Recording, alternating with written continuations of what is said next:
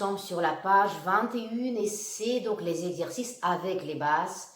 Et c'est un cours très important aussi car c'est la première fois où nous allons travailler avec les deux doigts en même temps. Et nous allons faire travailler réellement le pouce vraiment sur nos cordes. Voilà, donc suivez bien la technique de la main droite, parce que la main gauche aujourd'hui, on ne va pas la toucher.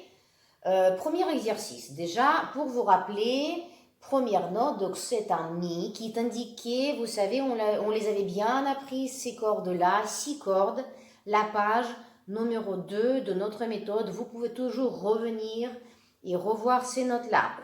On y va, donc première note, c'est un Mi grave, voilà, il se trouve sur la 6e corde, et il y a un petit P indiqué à côté. Qu'est-ce que ça veut dire? Ça veut dire qu'on joue avec le pouce. On y va. Donc, Mi, jouer avec le pouce, et qui dure 4 temps, car c'est une ronde. On y va. 1, 2, 3, 4. On s'arrête tout de suite. Pour préciser un petit détail, c'est-à-dire qu'on ne doit pas faire ça, par exemple, d'accord? On ne doit pas glisser sur la corde et s'arrêter sur la suivante. Non, on fait la technique pincée, c'est une autre technique. On tourne le doigt, voilà. On plie un peu les phalanges et on ne touche pas d'autres cordes. La main reste toujours ronde, c'est très important aujourd'hui. Voilà, comme ça. Donc on y va. Mi, 2, 3, 4. Après, nous avons la basse là. Pareil, 4 temps. 3, 4. Quatrième corde. Ré, 2, 3, 4. Et on stabilise bien la main. Ici sur la corde 1, par exemple, ça peut être juste majeur ou index, pour nous aider un petit peu à sentir la position correctement.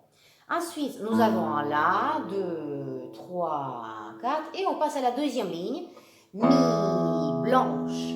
Mi, blanche un peu plus vite. Donc La, blanche. La, blanche. Ré, blanche. Ré, blanche. La, blanche. La, blanche. Et nous avons une reprise. Donc je vous le refais en entier. C'est parti. 1, 2, 3, 4. 1, 2, 3, 4. Ré, 2, 3, 4. La, 2, 3, 4. Deuxième ligne, blanche. 1, 2, 1, 2, 1, 2, 1, 2, 1, 2, 1, 2 et 1, 2. Voilà. Entraînez-vous bien là-dessus. Nous passons à l'exercice numéro 2. Donc, en fait, c'est ça qui est très important aussi aujourd'hui, car nous avons 2 voix en même temps. D'accord? Donc, nous allons faire le Mi avec majeur, comme c'est indiqué, un petit M au-dessus du Mi à vide, qu'on connaît bien, et le pouce au-dessus. Voilà. Qui va tourner comme on a fait dans l'exercice numéro 1. C'est pour ça qu'il faut bien faire même le premier exercice plusieurs fois pour bien le comprendre et ensuite passer à l'exercice numéro 2. Voilà, donc on va buter la mélodie comme on a toujours fait. Donc Mi, on va la buter comme ça, avec majeur, et pincer la basse au même temps. Je vous souhaite du courage, car les élèves mettent souvent plusieurs semaines à réussir réellement faire bien le geste. Revoyez cette vidéo, mais alors je ne sais pas combien de fois, le temps qu'il vous faut pour bien comprendre. C'est très très important pour plus tard. Donc, je vous propose, donc la main elle est toujours ronde pour avoir de l'espace, hein, et vous posez les 2 doigts, pouce, corde 6, majeur, première corde Mi. Voilà, le geste, il fait comme ça. Voilà, ok? Je refais encore une fois. Voilà. Je propose à séparer, en fait, les notes. Ça fait, donc on pose toujours les 2 doigts en même temps et on fait d'abord Mi et Mi aigu.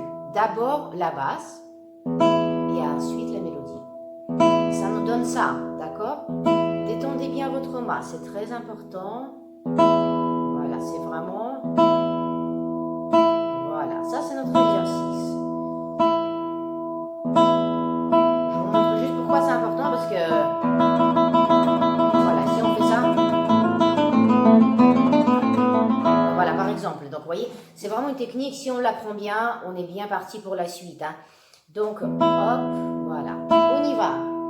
Première mesure, donc c'est basse mi avec mi aigu. On y va. Donc majeur et index, tout seul. Hein. On laisse sonner la basse, on ne la coupe pas.